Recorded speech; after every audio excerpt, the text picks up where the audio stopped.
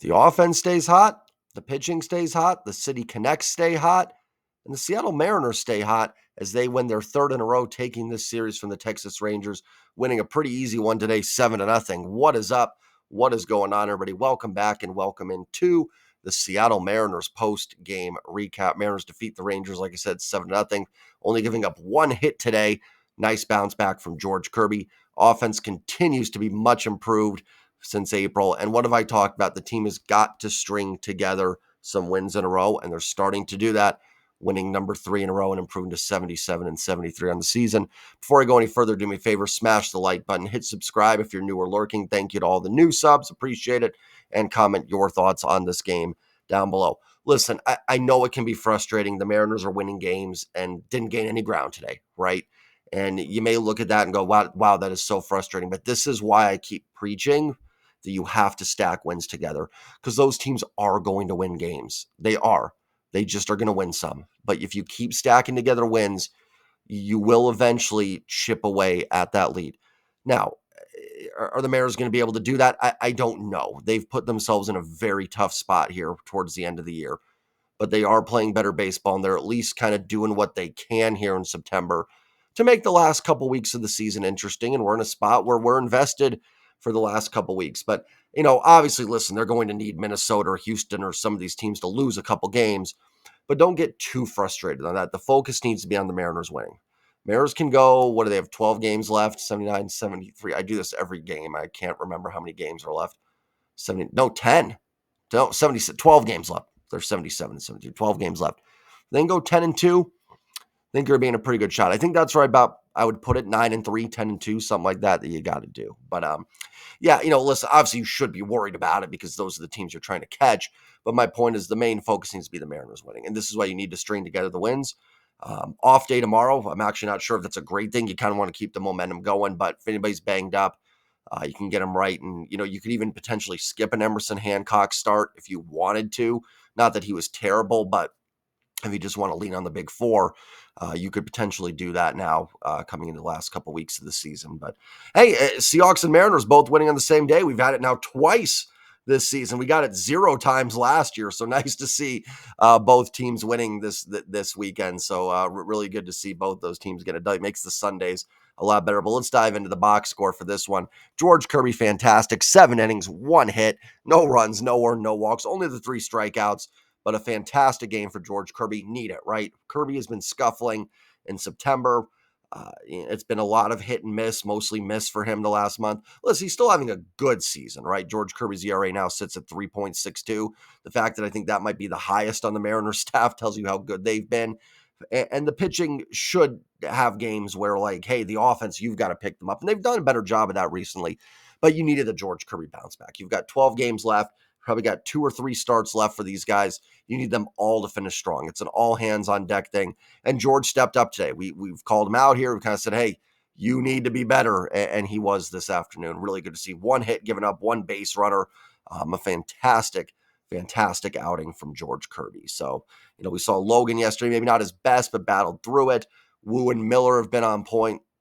Castillo probably, I would assume, is going to miss the rest of the regular season. It's going to be tough. But, if Emerson Hancock can keep you in games, the offense been swinging the bat better. But great outing from Kirby. Bullpen does its job. Trent Thornton, Edward Bizardo. You give most of your big guys a day off. Not the end of the world if they would have had to pitch day because you have the off day tomorrow. But nice for everybody in that pen to get a couple days off here as you have a massive series coming up with the Yankees. But a tremendous outing from George Kirby. Kind of one frustrating thing about the series is, man, you really feel like the Mariners probably should have swept it. Looking back to game 1, that was really unfortunate because, man, and listen, every team can do this, right? I can sit here and go, if the Mariners would have done that, they'd be a game and a half out of the wild card and 3.5 out in the AL West. But every baseball team can do that. They can all look at the games they lost and go, well, if the Astros can sit there and go, if we would have won these 3 games, we'd be 7 games up. So, can't really pick and choose at this point in the season, but man, it would have been nice to win that first game of the series for sure. Let's look at the offense. Another great performance from the Mariners offense, 14 hits, 1 walk, only 6 strikeouts today, so 15 base runners over the 8 innings. They hit 2 home runs today and 3 total extra base hits. So nice game for the offense, which continues to be very impressive in September. And everything we've talked about is if this team wants to go anywhere, the offense got to play better. it may end up being a case of too little too late. We'll see. But still, even if it's for some momentum going into 2025, it's nice to see this offense playing much, much better. Victor Robles, I mean, 3 more hits today. The dude is just a wrecking ball. Doesn't stop. Love seeing it. Another RBI today for Robles. Luke Raley came in for him, was 1 for 1. Julio 0 for 4, but did have the sac fly.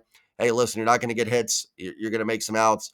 Make the outs productive, right? And Julio was able to do that, get a sac fly today. So Julio's had a nice series. It happens. Not going to go 4 for 4 every day. Gonna need a few more though for Julio down the stretch here. Justin Turner was 1 for 4 with an RBI. Great game from Randy Arozarena. Talked about how hopefully the momentum from what he did last night would carry over, and so far it has. 2 for 3, the home run, a double, and a walk. It looked like Jonah Heim didn't care too much for Randy's kind of slower home run trot. Listen, I do get it. I do. But here's always been my take. And I'd say it's for the Mariners too. Like if let's say that was, I don't know, Simeon hits the home run and Cal's frustrated. Let's say it was reversed.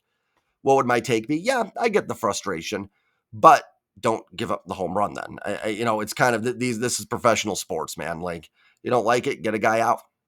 Kind of that simple to me. So Heim didn't seem to like it too much. Whatever. You move on, and hopefully Randy, the vibes are good now for Randy, and he has a big final 12 games. Because again, I mean, listen, broken record, right? Everybody needs to have a big final 12 games. There's not a single player on here, that you would say, oh, no, they don't need it. But there's just guys you should be able to rely on more. Julio, Cal, Randy, listen, a 12-game stretch from Josh Rojas where he's killing it would be fantastic. I'm just not expecting that necessarily. These other guys, you can hopefully expect a little bit of that. Mitch Garver, 3 for 5 with the big 3-run home run. Garver's had himself a pretty nice September.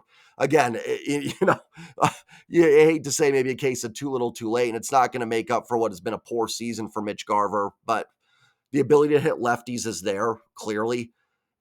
I don't think he's useless as a player. Like, I do think there's a scenario where he can come back next year. I'm not saying you go into and go, yeah, Mitch Garver's our DH, no questions. And it's tough because he's kind of a guy without a position. He did catch today. I mean, I'm okay with Mitch Garver as your backup catcher next year. I really am. Like, backup catchers there's not a lot of them out there. There's not a lot of great ones. Garver has the ability to run into some home runs, beat up on left-handed pitching, can draw a walk. If that's what he does, now, are you paying him too much to do that? Of course. But what are you going to trade Mitch Garver for? You're not going to get anything back for him. I mean, a lot of this depends on what the Mariners want to do in 25. If they're all in going for it, I think you just roll with Garver as your backup catcher. If there's a reset or something, I'm hoping not. But if there is, then yeah, I mean, you can look to get that contract off the books. But I do think Mitch Garver can provide something here. I'm not, again, awful season, right? Like, not what we needed from him, but you can maybe find some value there. So nice game for Mitch Garver. Good to see. Dylan Moore was 1 for 4. Urias 0 for 3. I think it's the first time Urias has played since his big game in Oakland. They just haven't faced a lot of lefties. I've talked about, I wouldn't mind seeing Leo Rivas get more playing time. Hard to say with Urias. Really struggled against righties all season in his career, but and Rojas been such a good defensive player. I know the bat hasn't been there, but the defense is. So I kind of get it. Listen, sometimes you're a veteran, you've been around the league. You might get 5 at-bats in 3 weeks. You just got to deal with it. So Urias 0 for 3, Haniger 1 for 4, and JP with a couple hits, 2 for 3. JP and a run scored. JP's been a little bit better, right, on this homestand. I don't know what the numbers are, but I think there's been some better at-bats, some better contact from JP, a few more hits dropping in. Again, JP falls in that category too, a bit of a lost season, but I talked about it multiple times with these guys. You can have a big 12 games here and maybe propel this team in. A lot can be forgotten. You can still make a name for the 2024 Seattle Mariners. So listen, just a complete win, right? The team's run differential under Dan has been really good. So, I mean, they're winning blowouts. The losses have been close games.